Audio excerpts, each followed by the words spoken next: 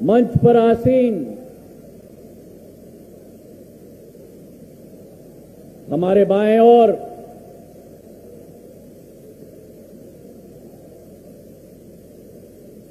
ग्वालियर चंबल संभाग की आधारशिला भारत की आध्यात्मिक शक्ति के प्रतीक और प्रधानमंत्री नरेंद्र मोदी जी की भारत को एक विश्व स्तर पर आर्थिक एवं आध्यात्मिक शक्ति के एक नई ऊर्जावान शक्ति में परिवर्तित करने की एक क्षमता का सबसे बेहतरीन उदाहरण मंच पर बैठे हुए हमारे सभी संतों को मेरा झुककर प्रणाम। मंच पर आसीन हमारे प्रदेश के यशस्वी मुख्यमंत्री जो दिन और रात प्रदेश की 9 करोड़ जनता की एक एक की सुखद भविष्य का संकल्प लेकर 24 घंटे कार्य करने के लिए संकल्पित हैं, ऐसे मेरे अपने शिवराज सिंह चौहान जी, मंच पर आसीन हमारे देश के कृषि मंत्री और ग्वालियर चंबल संभाग के सपूत आदरणीय नरेंद्र सिंह तोमर जी, हमारे प्रदेश के अध्यक्ष है सांसद खजुराहो के पर है मेरे मुरैना के ही हमारे विष्णुदत्त शर्मा जी, मंच पर आसीन हमारे सांसद आदरणीय शेजवलकर साहब और आदरणीय संध्या राय जी, हमारे अनुसूचित जाति के राष्ट्रीय अध्यक्ष हमारे अपने लाल सिंह आर्य जी, पिछले 8 दिन से यहां उपस्थित मेहनत मशक्कत करते हुए पूर्व विधायक और अनुसूचित जाति के मध्य प्रदेश के अध्यक्ष मेरे अपने कैलाश जाटव जी, मंच पर आसीन प्रदेश के गृह मंत्री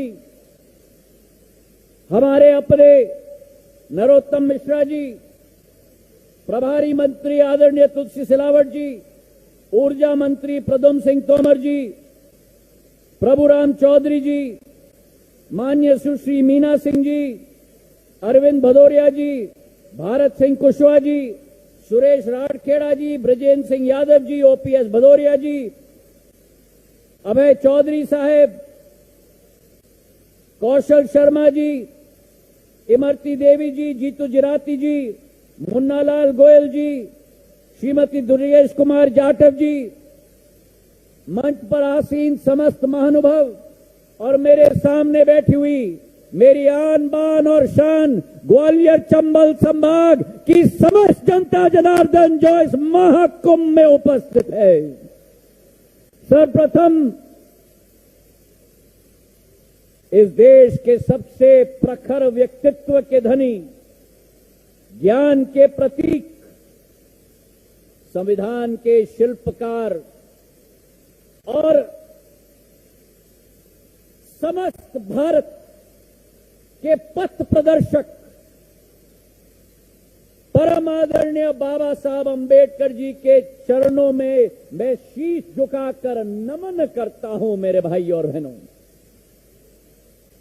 आज महाकुंभ का आयोजन है ग्वालियर चंबल संभाग के माटी पर और ये ग्वालियर चंबल संभाग की माटी सदैव क्रांति की माटी रही है,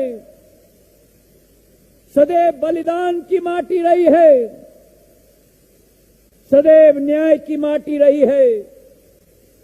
और आज मुझे अपना शीर्ष बाबा साहब के समक्ष झुकाते हुए आज मुझे गर्व है, केवल ग्वालियर चंबल संभाग के नागरिक के आधार पर नहीं, भारत के नागरिक के आधार पर नहीं, पर मुझे गर्व है एक मराठा होने के नाते बाबा साहब अंबेडकर के समक्ष शीश झुकाते हुए मुझे गर्व है। और इसके पीछे कारण है मेरे भाई और बहनों, जिस महार समाज में बाबा साहब अंबेडकर का जन्म हुआ, इतिहास के पन्नों को आप पलटोगे तो छत्रपति शिवाजी महाराज का जो हिंदवी स्वराज का सपना था, उनकी सेना में अगर सबसे प्रथम पंक्ति के सबसे वीर सेनापति थे तो वो वीर सेनापति महार समाज के होते थे। उनके गढ़ किले के रक्षक महार समाज के सेनापति होते थे। मेरे पूर्वज महाजी महाराज ने जब उस हिंदवी स्वराज का सपना छत्रपति शिवाजी महाराज का पूर्ण किया और दिल्ली के लाल किले पर भगवा झंडा फहराया, उनके सेना में भी सबसे प्रमुख सेनापति उनके भाई के रूप में महार समाज के सेनापति होते थे मेरे भाई और बहनों। और एक और रिश्ता बाबा साहब अंबेडकर का के साथ सिंधिया परिवार का बन चुका है। मेरी पत्नी का परिवार, उनके पूर्वज सयाजीराव गायकवाड़ महाराज ने बाबा साहब अंबेडकर के साथ मिलकर उनको विदेश भेजा था पढ़ाई के लिए।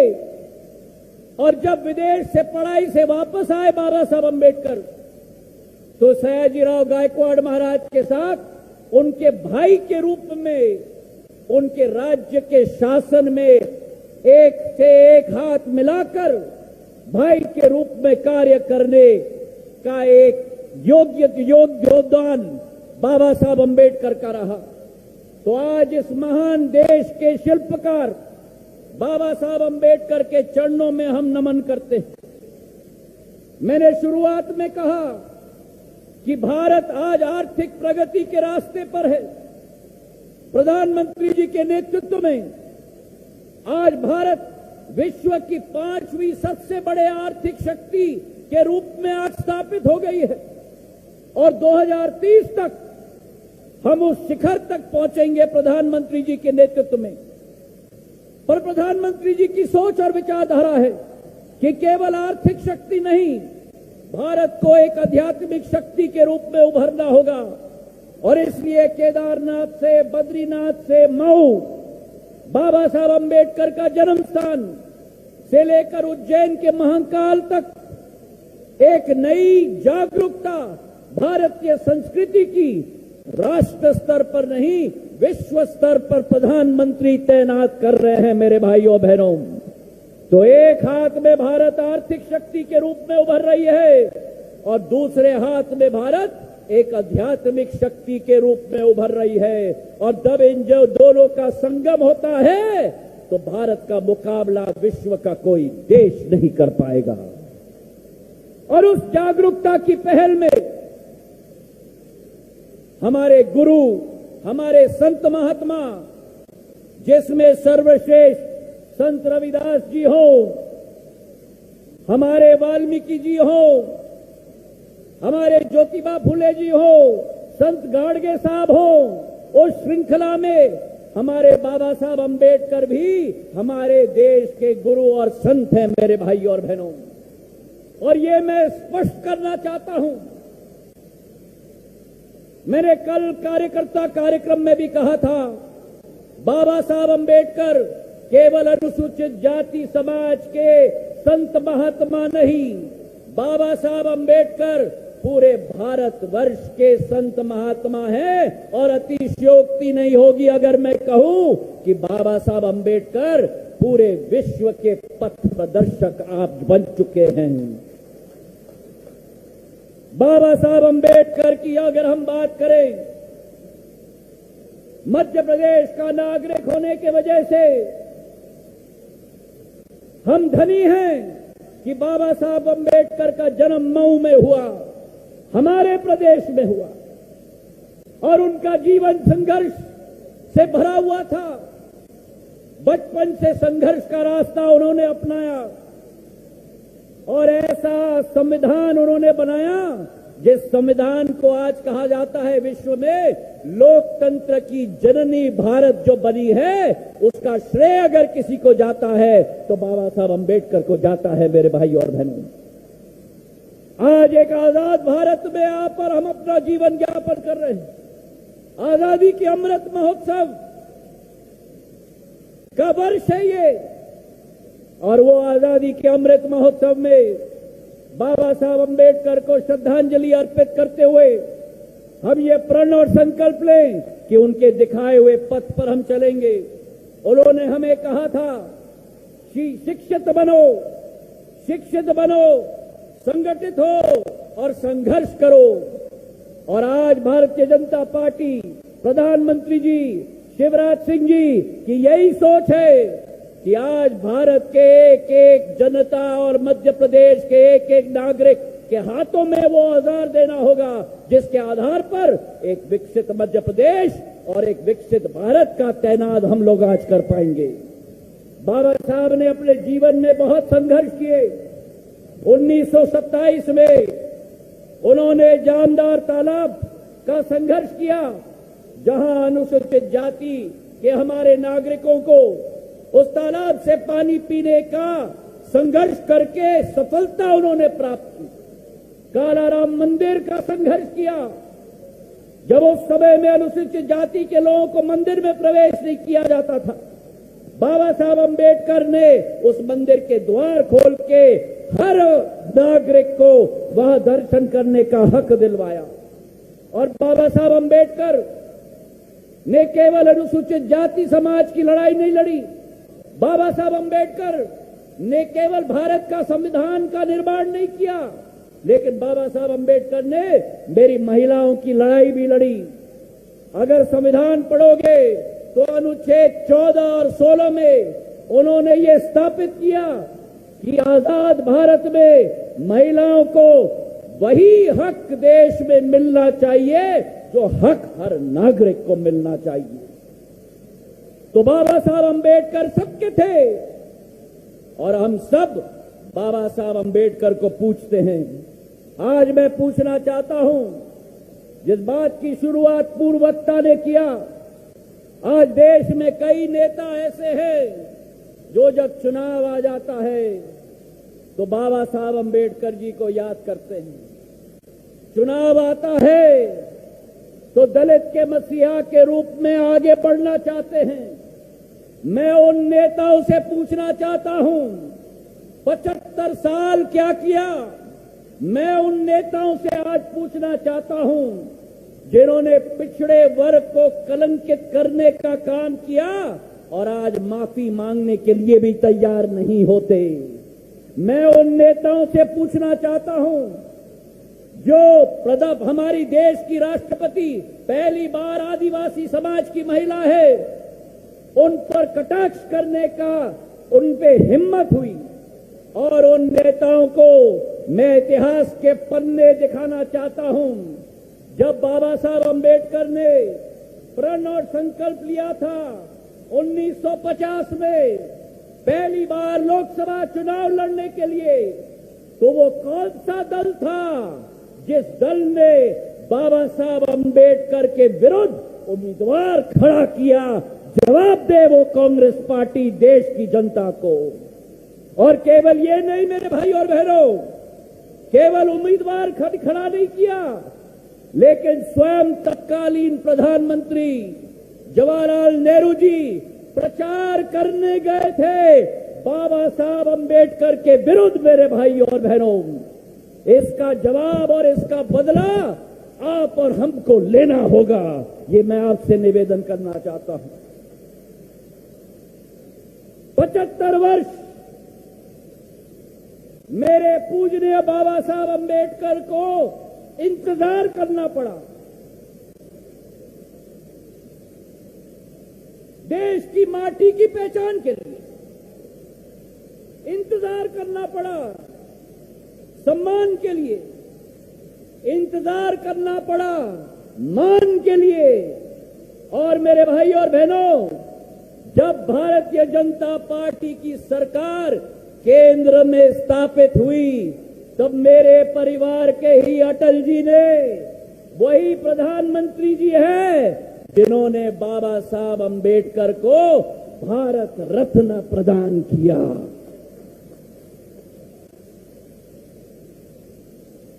और मैं आपको बताऊं, जिस उम्मीदवार ने बाबा साहब अंबेडकर जी के विरुद्ध चुनाव में भागीदारी दी, कांग्रेस पार्टी ने उस उम्मीदवार को पद्म पुरस्कार दिया। अरे पद्म पुरस्कार का लोकतांत्रिकरण तो प्रधानमंत्री नरेंद्र मोदी जी के समय में हुआ है, जब देश का एक एक गरीब, देश का एक एक आदिवासी, देश का एक एक अनुसूचित जाति समाज का व्यक्ति जिसने समाज का उत्थान किया हो, विकास किया हो, प्रगति किया हो, उसे राष्ट्रपति भवन में बुलाकर पद्म विभूषण, पद्म भूषण और पद्मश्री दिया जाता है। मेरे भाई और बहनों, ये बाबा साहब की भारत का निर्माण हुआ है। और आज मैं आपसे निवेदन करना चाहता हूं कि बाबा जी का मिशन अधूरा बीजेपी कर रही है पूरा। और इसका भी उदाहरण देना चाहता हूं, 2015 तक इस देश में कांग्रेस पार्टी ने बाबा साहब को कभी सम्मान नहीं दिया। प्रधानमंत्री नरेंद्र मोदी जी ने जब अपना शपथ ग्रहण किया 2015 में 26 नवंबर उनकी 125वीं जयंती वर्ष 26 नवंबर 2015 में संविधान दिवस संसद में भारतीय जनता पार्टी ने पूर्ण रूप से स्थापित किया। ये वही भारतीय जनता पार्टी है जिसके प्रधानमंत्री लंदन गए और लंदन में जब बाबा साहब अंबेडकर ने जिस घर में रहते थे वहां अंबेडकर स्मारक अगर किसी ने स्थापित किया तो हमारे देश के प्रधानमंत्री नरेंद्र मोदी जी ने स्थापित किया। वास्तविकता यही है कि आज छात्रवृत्ति प्रदेश सरकार और केंद्र सरकार के द्वारा हमारे नौजवान छात्रों को दिया जाता है। उसी के साथ हमारे कौशल विकास के लिए प्रधानमंत्री अनुसूचित जाति अभ्युदय योजना की स्थापना हुई है।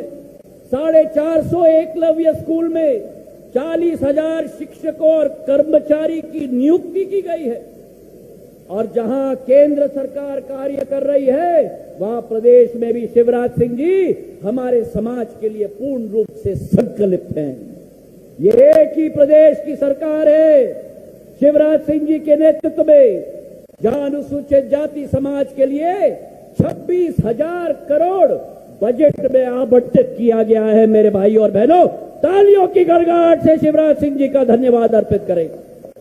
अरे मुझे ग्वालियर की ताली चाहिए, ग्वालियर की ताली, पीछे तक तालियों की गड़गड़ाहट से। और जो बाबा साहब जी की सबका सपना था कि हमारी महिलाओं को भी हक देना होगा, शुरुआत की शिवराज सिंह जी ने लाडली लक्ष्मी से, और अब आ गई लाडली बहना योजना, जहां एक एक महिला को 1,000 रुपया प्रति माह, 12,000 रुपया हर साल हर महीना के बैंक के खाते में शिवराज सिंह जी के सरकार के द्वारा डाला जाएगा। मेरे भाई और बहनों, तो आज हम इस महान संत भारत के इनको हम नमन करते हैं। और मैं धन्यवाद अर्पित करना चाहता हूं शिवराज सिंह जी को कि जो 2 अप्रैल 2016 में जो घटना हुई थी, मैं धन्यवाद अर्पित करना चाहता हूं बाबा साहब अंबेडकर के पदचिन्हों पर चलकर सामाजिक समरसता तय करके वो सारे केस वापस लेने का पूर्ण इन्होंने घोषणा किया नहीं, लेकिन उसमें से 80% केस आज के तारीख पर वापस हो चुके हैं। तालियों की गड़गड़ाहट से धन्यवाद दिया जाए। उसी के साथ मैं धन्यवाद अर्पित करना चाहता हूं केंद्र सरकार को और प्रदेश सरकार को। रक्षा मंत्रालय से जमीन आवंटित की गई है मऊ में, और शिवराज सिंह जी ने वो जमीन मऊ की संस्था को दे दी है कि मऊ की संस्था में वहां पूर्ण रूप से एक नया धर्मशाला स्थापित हो, ताकि एक विस्तृत रूप वो स्थान, धार्मिक स्थान हमारे लिए तैनात हो पाए। मैं धन्यवाद अर्पित करना चाहता हूं। तीर्थ योजना शुरुआत की शिवराज सिंह जी ने, और शिवराज सिंह जी ने यह संकल्प लिया